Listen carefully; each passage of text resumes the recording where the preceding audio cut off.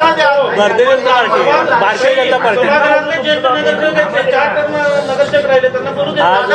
Party आज आमच्या भारतीय जनता पार्टीच्या वतीने आमच्या सर्व पक्षश्रेष्ठीने आम्हाला आज या ठिकाणी महापौरचं फॉर्म भरण्यासाठी या ठिकाणी आम्हाला सांगितलं। त्याबद्दल आमचे सर्वप्रथम मी या ठिकाणी आमचे मुख्यमंत्री देवेंद्रजी फडणवीस साहेब, आमचे अध्यक्ष प्रदेशाध्यक्ष रवींद्रदादा चव्हाण साहेब, तसंच आमचे पालकमंत्री जयकुमार गोरेभाऊ साहेब, तसेच आमचे आमदार देवेंद्रदादा कोटे, सचिनदादा कल्याण शेट्टी, आमचे विजय देशमुख मालक, तसेच आमचे सुभाष बापू देशमुख मालक, तसेच आमचे धडाडीचे आमचे अध्यक्ष रोहिणीताई तडवळकर साहेब, यांचं सर्वांचं या ठिकाणी मी मनापासून आभार मानतो की आम्हाला या ठिकाणी महापौरसाठी या ठिकाणी मला संधी दिली। महापौर साहेब, तुम्ही इच्छा व्यक्त केली का पक्षाकडे? हो, इच्छा व्यक्त केली। फॉर्म भरण्याच्या अगोदर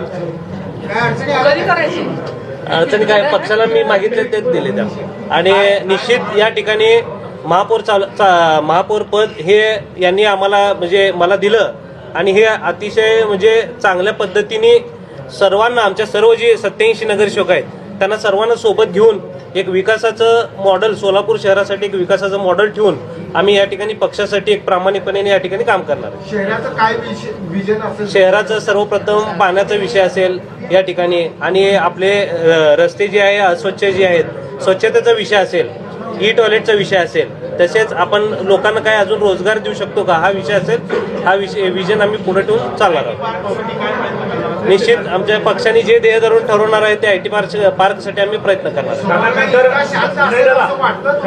निश्चित सभागृह शांतच असणार आहे, कारण का मेजॉरिटी या ठिकाणी आमचे 87 आमच्या भारतीय जनता पार्टीचे 87 नगरसेवक त्या ठिकाणी आहेत, त्यामुळे आम्ही योग्य पद्धतीने या ठिकाणी काम करू। दादा, सरकार महापालिकेमध्ये आता संख्यावर बघितलं तर विरोधी पक्षाची संख्या ही 10% जास्त कमी आहे। विरोधी पक्ष स्वतंत्ररित्या विरोधी पक्ष नेत्यांची संख्या नाही। आता भाजपला संधी दिली जाईल का विरोधी पक्षाला आपला आवाज?